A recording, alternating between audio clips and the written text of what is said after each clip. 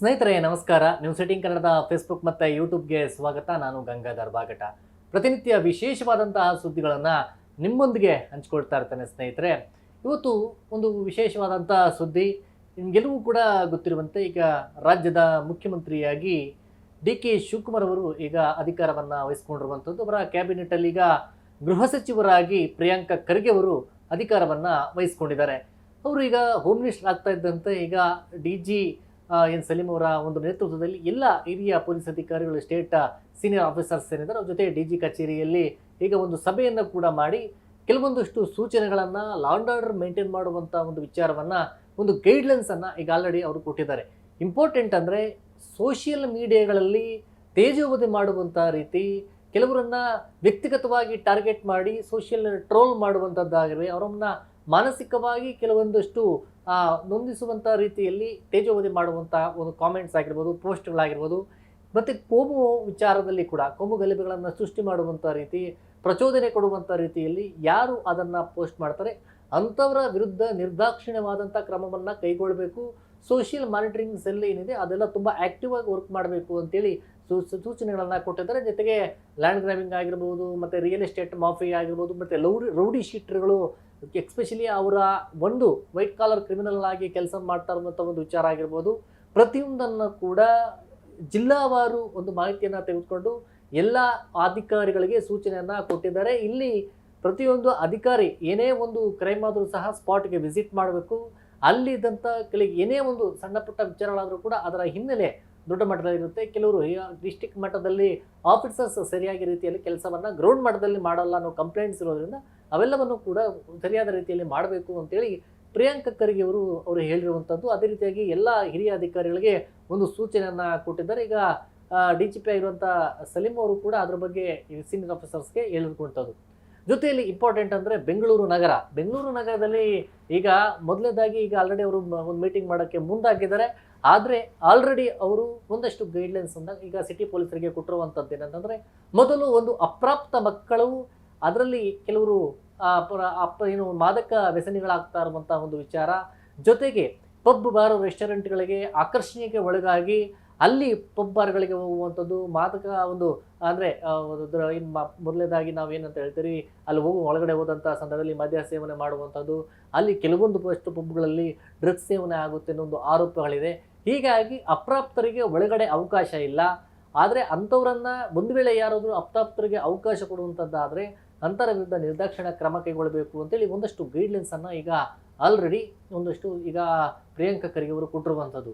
ಮತ್ತು ಸಿಟಿಯಲ್ಲಿ ನಡೀತಾ ಇರುವಂಥ ಅಪರಾಧ ಪ್ರಕರಣಗಳ ಕಡಿವಾಣ, ಮತ್ತು ಇಂಪಾರ್ಟೆಂಟ್ ಅಂದರೆ ಸೈಬರ್ ಕ್ರೈಮ್ಗಳನ್ನು ಕಡಿವಾಣ ಹಾಕಬೇಕು. ಅದರಲ್ಲಿ ವಿಶೇಷವಾಗಿ ವಯೋವೃದ್ಧರನ್ನು ಟಾರ್ಗೆಟ್ ಮಾಡುವಂಥದ್ದು, ಮತ್ತು ಟೆಕ್ಕಿಗಳಿಗೆ ಟಾರ್ಗೆಟ್ ಮಾಡುವಂಥದ್ದು, ಅವರನ್ನು ಬೇರೆ ರೀತಿಯಲ್ಲಿ ಪ್ರವೋಕ್ ಮಾಡಿ ಅಮೌಂಟನ್ನು ಗಳಿಗೆಗೆ ಇರಿಸುವಂಥ ಕೆಲಸವನ್ನು, ಕೋಟ್ಯಾಂತರ ರೂಪಾಯಿ ಹಣ ಸೈಬರ್ ಕಳ್ಳರ ಪಾಲಾಗ್ತಾ ಇದೆ. ಹೀಗಾಗಿ ಇವೆಲ್ಲದ ದೃಷ್ಟಿಯಿಂದ ಈಗ ಒಂದಷ್ಟು ಗೈಡ್ಲೈನ್ಸನ್ನು ಕೊಟ್ಟಿದ್ದಾರೆ. ಇದು ಒಂದು ರೀತಿ. ಆದರೆ ಇನ್ನೊಂದು ಇಂಟ್ರೆಸ್ಟಿಂಗ್ ವಿಚಾರ ಅಂತಂದರೆ ಸ್ನೇಹಿತರೆ, ಪ್ರಿಯಾಂಕ ಖರ್ಗೆ ಅವರು ಹೋಮ್ ಮಿನಿಸ್ಟರ್ ಆಗುವಂಥ ಹಿಂದಿನ ರೋಚಕತೆ ಏನಿರ್ಬೋದು ಅಂತೇಳಿ ಒಂದಷ್ಟು ಮಾಹಿತಿ ನಿಮ್ಮ ಮುಂದೆ ಹೇಳ್ತಾ ಇದ್ದೇನೆ. ಯಾಕಂತಂದರೆ ಇದೇ ಹೋಮ್ ಮಿನಿಸ್ಟರ್ ಆಗಿರುವಂಥ ಪ್ರಿಯಾಂಕ ಖರ್ಗೆ ತಂದೆಯವರು ನಿಮಗೆಲ್ಲವೂ ಕೂಡ ಗೊತ್ತಿರುವಂತೆ AICC ಅಧ್ಯಕ್ಷರಾಗಿರುವಂಥ ಮಲ್ಲಿಕಾರ್ಜುನ ಖರ್ಗೆ ಅವರು 1999ರಿಂದ 2004 ಅವಧಿಯಲ್ಲಿ ಗೃಹ ಸಚಿವರಾಗಿ ಕೆಲಸ ಮಾಡಿದಂಥ ಅವರು ತಂದೆಯಂತೆ ತಾನೂ ಕೂಡ ಗೃಹ ಸಚಿವರಾಗಬೇಕು ಅನ್ನೋ ಒಂದು ದೃಷ್ಟಿಕೋನದಲ್ಲಿ ಅವರು ಈಗ ಅವರಿಗೆ ಒಂದು ಬಯಸದೆ, ಅಂದರೆ ಕಾಕ್ತಾಳಿ ಅಂತೇಳಿ ಬಯಸದೆ ಬಂದ ಭಾಗ್ಯನೋ ಅಥವಾ ಬಯಸಿ ಬಂದ ಭಾಗ್ಯನೋ ಈಗ ಹೋಮ್ ಮಿನಿಸ್ಟರ್ ಆಗಿದ್ದಾರೆ. ಹೋಮ್ ಮಿನಿಸ್ಟರ್ ಆಗಿ ಅವಧಿಯಲ್ಲೇ ಈಗ ಅವರು ಅಧಿಕಾರವನ್ನು ವಹಿಸಿಕೊಂಡು ಈಗ ಆಲ್ರೆಡಿ ಅವರು ಅಧಿಕಾರಿಗಳಿಗೆ ಸೂಚನೆ ಕೊಡುವಂಥ ಕೆಲಸವನ್ನು ಈಗ ಮಾಡ್ತಾ ಇದ್ದಾರೆ. ನಿಜಕ್ಕೂ ಕೂಡ ಒಂದು ಕಾಕ್ತಾಳಿ ಅಂತ ಹೇಳ್ಬೋದು. 2022ರ ಅವಧಿ PSI ನೇಮಕಾತಿಯ ಹಗರಣ ನಡೆದಿರುತ್ತೆ. CID ಇನ್ವೆಸ್ಟಿಗೇಷನ್ ಶುರು ಮಾಡಿರುತ್ತೆ. ಆ ಅವಧಿಯಲ್ಲಿ ಆಡಿಯೋಗಳನ್ನು ಪ್ರೆಸ್ ಮೀಟ್ ಮಾಡಿ ಇದೇ ಪ್ರಿಯಾಂಕ ಖರ್ಗೆ ಅವರು ಬಿಡುಗಡೆ ಮಾಡಿರ್ತಾರೆ. ಈ ಇನ್ವೆಸ್ಟಿಗೇಷನ್ ಸರಿಯಾದ ರೀತಿಯಲ್ಲಿ ಮಾಡ್ತಾ ಇಲ್ಲ ಪೊಲೀಸರು, ಹೀಗಾಗಿ ಈ ಆಡಿಯೋಗಳಲ್ಲಿ ಕೆಲವರ ಇನ್ವಾಲ್ವ್ಮೆಂಟ್ ಇದೆ ಅಂತೇಳಿ ಆಡಿಯೋಗಳನ್ನು ರಿಲೀಸ್ ಮಾಡಿರ್ತಾರೆ. ಆದರೆ ಪ್ರಿಯಾಂಕ ಖರ್ಗೆ ಅವರು ಆಡಿಯೋ ರಿಲೀಸ್ ಮಾಡಿದಂಥ ಕೆಲವೇ ಅಂದರೆ 1-2 ದಿನದಲ್ಲಿ ಅವ್ರಿಗೆ ನೋಟಿಸ್ ಇಶ್ಯೂ ಆಗುತ್ತೆ. ಅಂದರೆ ಈ ಆಡಿಯೋಗಳು ನಿಮ್ಗೆ ಹೇಗೆ ಸಿಕ್ತು, ಯಾರು ಕೊಟ್ಟರು, ಅದಕ್ಕೆ ನೀವು ಉತ್ತರವನ್ನು ಕೊಡಬೇಕು, ನೀವು CID ಕಚೇರಿಗೆ ವಿಚಾರಣೆಗೆ ಹಾಜರಾಗಬೇಕು ಅಂತ ಕೊಡ್ತಾರೆ. ಆ ಸಂದರ್ಭದಲ್ಲಿ ನಾನು ಕೂಡ ವರದಿ ಮಾಡುವಂಥ ಸಂದರ್ಭ, ನಾನು ಕೂಡ ಅವರಿಗೆ ಅವತ್ತು ಅವರ ಸಂಪರ್ಕ ಇರೋದಿಲ್ಲ, ಅವ್ರ ಫೋನ್ಗೆ ನಾನು ಕರೆಯನ್ನು ಮಾಡ್ತೇನೆ. ಅಂದರೆ ಫೋನ್ ಮಾಡ್ತೀನಿ, ಅವ್ರ ನಂಬರ್ ತೆಗೆದುಕೊಂಡು ಫೋನ್ ಮಾಡಿದಂಥ ಸಂದರ್ಭದಲ್ಲಿ ಅವರು ಯಾವುದೋ ಒಂದು ಮದುವೆ ಕಾರ್ಯಕ್ರಮದಲ್ಲಿ ಇರ್ತಾರೆ. ಸರ್ ನಿಮಗೆ ಈ ಥರ ಒಂದು ನೋಟಿಸ್ ಅಂದರೆ ನನ್ನ ಒಂದು ಸರ್ ಈ ಥರ ನಾನು ನ್ಯೂಸ್ 18 ಕನ್ನಡದಲ್ಲಿ ರಿಪೋರ್ಟರ್ ಆಗಿರುವಂಥದ್ದು, ನಿಮಗೆ CIDಯಿಂದ ನೋಟಿಸ್ ಆಗಿರುವಂಥದ್ದು ನಿಜವಾ, ಅಥವಾ ನೀವು ಎಂಕ್ವೈರಿಗೆ ಅಂದರೆ ವಿಚಾರಣೆಗೆ ಬರ್ತೀರಾ ನೋಟಿನಲ್ಲಿ ನಾನು ಫೋನ್ ಮಾಡಿ ಅವರಿಗೆ ಸಂಪರ್ಕ ಮಾಡಿದಂಥ ಸಂದರ್ಭದಲ್ಲಿ ಭಾಳ ಸೌಜನ್ಯಯುತವಾಗಿ ಅವರು ಒಂದು ಮದುವೆ ಕಾರ್ಯಕ್ರಮದಲ್ಲಿದ್ದರೂ ಕೂಡ ಅವರು ಉತ್ತರವನ್ನು ಕೊಡುವಂಥದ್ದು. ಅಂದರೆ ಯಾವ ರೀತಿ ಅಂತಂದರೆ ಬ್ರದರ್, ಈ ಒಂದು ನೋಟಿಸನ್ನು ನನಗೆ ಮಾಡುವಂಥ ಮೊದಲು ಅವರು ಸರಿಯಾದ ಗ್ರೌಂಡ್ ಲೆವೆಲಲ್ಲಿ ಇನ್ವೆಸ್ಟಿಗೇಷನ್ ಮಾಡಿದ್ರೆ ಇಷ್ಟೊತ್ತಿಗಾಗಲೇ PSI ಹಗರಣದ ಎಲ್ಲ ಕೊಂಡಿಗಳು ಯಾವಿತ್ತು, ಯಾರ್ಯಾರು ಇದರಲ್ಲಿ ಶಾಮೀಲಾಗಿದ್ದು ಅವರ ಬಂಧನ ಆಗ್ತಾ ಇತ್ತು. ಅದನ್ನು ಹೊರತುಪಡಿಸಿ ಇವರು ನಾನು ಆಡಿಯೋ ರಿಲೀಸ್ ಮಾಡಿದ್ರೆ ನಿಮಗೆ ಆಡಿಯೋ ಯಾರು ಕೊಟ್ಟರು ನೇನು ಅಂತ ನನ್ನ ಹಿಂದೆ ಬಿದ್ದಿದ್ದಾರೆ. ಇದು ಪೊಲೀಸರ ಒತ್ತಡದಿಂದ ಕೆಲಸ ಮಾಡುವಂಥ ರೀತಿಯಲ್ಲಿ ಆಗ್ತಾ ಇರುವಂಥದ್ದು. ನಾನು ಯಾವುದೇ ಕಾರಣಕ್ಕೂ ನಾನು ವಿಚಾರಣೆಗೆ ಆಗೋದಿಲ್ಲ, ನಾನು ಲೀಗಲ್ಲಾಗಿ ನಮ್ಮ ಅಡ್ವೊಕೇಟ್ ಅವರು ನೋಡ್ಕೊಳ್ತಾರೆ, ನಾನು ವಿಚಾರಣೆಗೆ ಹಾಜರಾಗೋದಿಲ್ಲ, ಅವ್ರು ಎಷ್ಟಾದರೂ ನೋಟಿಸ್ ಕೊಡಲಿ ನೋಡೋಣ ಅನ್ನೋ ರೀತಿಯಲ್ಲಿ ಅವರು ಕೂಡ ಚಾಲೆಂಜ್. ಅಂದರೆ ಅವ್ರ ತಾಕತ್ತು ಅವ್ರ ದಮ್ಮು ಅನ್ನೋದಿದ್ರೆ ಅವರು ಆ PSI ಕೇಸಲ್ಲಿ ಯಾರಿದ್ದಾರೆ ಅವ್ರು ಅರೆಸ್ಟನ್ನು ಮಾಡಬೇಕು. ಅವ್ರು ಯಾರಿದ್ದಾರೆ ಏನು ಅನ್ನೋದು ಅದನ್ನು ಪತ್ತೆ ಮಾಡಿದೆ. ನಾನು ಪ್ರೆಸ್ ಮೀಟ್ ಮಾಡಿ ಈಗ ಆಡಿಯೋ ರಿಲೀಸ್ ಮಾಡಿದೆ, ನನಗೆ ನೋಟಿಸ್ ಕೊಡುವಂಥ ಕೆಲಸ ಮಾಡಿದ್ದಾರೆ. ಮುಂದಿನ ದಿನಗಳಲ್ಲಿ ನಾನು ಕೂಡ ಹೋಮ್ ಮಿನಿಸ್ಟರ್ ಆಗ್ತೀನಿ.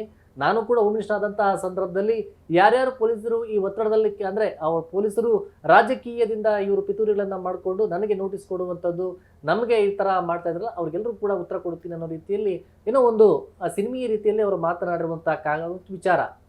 ಅದೇ ರೀತಿಯಾಗಿ ಅವತ್ತಿನ ದಿನ ಅಂದರೆ ಈ ವಿಚಾರ ಏನು ಪೊಲೀಸ್ ವ್ಯವಸ್ಥೆ ಏನಿದೆ ಇದು ಇನ್ನಷ್ಟು ಕೂಡ ಸರಿಪಡಿಸಬೇಕು, ಈ ವ್ಯವಸ್ಥೆನ ಸರಿ ಮಾಡಿಸುವಂಥ ಕೆಲಸ ಆಗಬೇಕು. ಒಂದಲ್ಲ ಒಂದಿನ ದಿನ ನಾನು ಕೂಡ ಹೋಮ್ ಮಿನಿಸ್ಟರ್ ಆಗೇ ಆಗ್ತೀನಿ, ಈ ರೀತಿಯಾದಂಥ ವ್ಯವಸ್ಥೆ ಬದಲಾವಣೆ ತಿರುವಂಥ ನಿಟ್ಟಿನಲ್ಲಿ ಕೆಲಸ ಮಾಡ್ತೀನಿ ಅಂತ ಹೇಳಿದರು. ಕಾಕ್ತಾಳಿ ಏನೋ ಗೊತ್ತಿಲ್ಲ, ಈಗ ಅವರು ಹೋಮ್ ಮಿನಿಸ್ಟರ್ ಆಗಿದ್ದಾರೆ. ಪ್ರಿಯಾಂಕ್ ಖರ್ಗೆ ಅವರು ಅಧಿಕಾರ ವಹಿಸಿಕೊಂಡಂಥ ಸಂದರ್ಭದಲ್ಲಿ ಒಂದಷ್ಟು ಬದಲಾವಣೆ ತಿರುವಂಥ ನಿಟ್ಟು, ಮತ್ತು ಯಾರ್ಯಾರು ಕೆಲಸ ಮಾಡದೆ ಬೇರೆ ಇನ್ನಿತರ ಚಟುವಟಿಕೆಗಳಲ್ಲಿ ಸಕ್ರಿಯ ಆಗಿದ್ದಾರೆ, ರಾಜಕಾರಣಿಗಳ ಜೊತೆ ಗುರುತಿಸ್ಕೊಂಡು ಅವ್ರ ಹಿಂದೆ ಮುಂದೆ ಓಡಾಡ್ಕೊಂಡು ಯಾರಿದ್ದಾರೆ, ತುರಾಯಿ ಹಾಕ್ಕೊಂಡು ರಾಜಕಾರಣಿಗಳ ಜೊತೆ ಗುರುತಿಸ್ಕೊಂಡು ಲಾಂಡ್ ಆರ್ಡರ್ ಮೇಂಟೈನ್ ಮಾಡಿದೆ, ಕೇಸ್ಗಳು ನೋಡಿದೆ, ಜನಗಳಿಗೆ FIR ಕೇಸ್ಗಳು ಮಾಡಿದೆ, ಸೋಷಿಯಲ್ ಮೀಡಿಯಾ ಯಾವುದೇ ಒಂದು ವಿಚಾರಗಳಿರಲಿ ಅದನ್ನು ನಿರ್ಲಕ್ಷ್ಯ ವಹಿಸುವಂಥ ಕೆಲಸ ಇದೆ. ಅವ್ರಿಗೆಲ್ಲರೂ ಕೂಡ ಬಿಸಿ ಮುಟ್ಟಿಸುವಂಥ ಕೆಲಸವನ್ನು ಮಾಡ್ತೀನಿ ಅಂತೇಳಿ ಕೂಡ ಪ್ರಿಯಾಂಕ ಖರ್ಗೆ ಅವರು ಹೇಳ್ತಾರಂತ. ನೋಡೋಣ, ಈಗ ಅಧಿಕಾರವನ್ನು ವಹಿಸ್ಕೊಂಡಿದ್ದಾರೆ. ಹಿಂದೆ ಇದ್ದಂಥ doctor G. Parameshwar home minister ಆದಂಥ ಸಂದರ್ಭದಲ್ಲಿ ಏನೇ ಸೆನ್ಸಿಟಿವ್ ಸೂಕ್ಷ್ಮ ವಿಚಾರಗಳು ನಡೆದರೂ ಸಹ, ಗಂಭೀರವಾದಂಥ ಏನೇ ಒಂದು ಪ್ರಕರಣಗಳಾದರೂ ಸಹ ಭಾಳ ಜಾಗ್ರತೆಯಿಂದ ಪೊಲೀಸ್ ಇನ್ವೆಸ್ಟಿಗೇಷನ್ಗೆ ಸಹಕಾರ ಕೊಟ್ಟು ಅದನ್ನು ಬಹಳ ಮುಂದಿನ ಅಂದರೆ ಏನೇ ಒಂದು ತರಾತುರಿಯಲ್ಲಿ ಸ್ಟೇಟ್ಮೆಂಟ್ಗಳನ್ನು ಕೊಡದೆ ಏನೇ ಒಂದು ವಿಚಾರ ಆದರೂ ಸಹ ಅದನ್ನು ಭಾಳ ಜಾಗ್ರತೆಯಿಂದ ಅವರು ನಡೆಸ್ಕೊಂಡು ಹೋಗ್ತಾ ಇದ್ರು. ಅದೇ ರೀತಿಯಾಗಿ ಈಗ ಹೋಮ್ ಮಿನಿಸ್ಟರ್ ಆಗಿ ಪ್ರಿಯಾಂಕ್ ಖರ್ಗೆ ಬಂದಿದೆ. ನೋಡೋಣ ಅವರು ಮುಂದೆ ಯಾವ ರೀತಿ ಯಾವ ಚಾಲೆಂಜ್ಗಳಿದ್ದಾವೆ, ಈ ಒಂದು ಪೊಲೀಸ್ ಇಲಾಖೆಯನ್ನು ಸಮರ್ಥವಾಗಿ ಹೀಗೆಲ್ಲ ನಡೆಸ್ತಾರೆ, ಅವರಿಗೆ ಇರುವಂಥ ಚಾಲೆಂಜ್ಗಳೇನು, ಮುಂದೆ ಹೀಗೆಲ್ಲ ಅವರ ಈ ಒಂದು ಪೊಲೀಸ್ ಇಲಾಖೆಯ ವ್ಯವಸ್ಥೆಯನ್ನು ಸರಿ ಮಾಡುವಂಥ ನಿಟ್ಟಿನಲ್ಲಿ ಅವರ ಪಾತ್ರ ಹೇಗಿರುತ್ತೆ ಅನ್ನೋದು ಕೂಡ ನೋಡೋಣ ಸ್ನೇಹಿತರೆ. ಈ ಒಂದು ಮಾಹಿತಿ ನಿಮ್ಗೆ ಇಷ್ಟವಾಗಿದ್ದಲ್ಲಿ ನ್ಯೂಸ್ 18 ಕನ್ನಡ ಫೇಸ್ಬುಕ್ ಮತ್ತು ಯೂಟ್ಯೂಬನ್ನು ಸಬ್ಸ್ಕ್ರೈಬ್ ಮಾಡಿ ಮತ್ತು ಶೇರ್ ಮಾಡಿ. ಧನ್ಯವಾದ.